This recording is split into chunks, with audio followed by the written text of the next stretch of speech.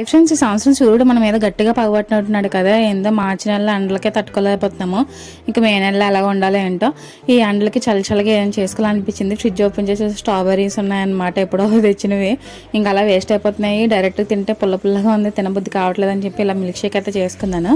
ముందు స్ట్రాబెర్రీస్ అయితే వాటర్లో ఫుల్గా వాష్ చేసుకొని పక్క పెట్టుకున్నాను అనమాట. తర్వాత మిక్సీ జార్లోకి మజ్జిగ కట్ చేసి యాడ్ చేసుకొని ఇందులోనే స్ట్రాబెర్రీ ఐస్ క్రీమ్ కూడా యాడ్ చేస్తున్నాను.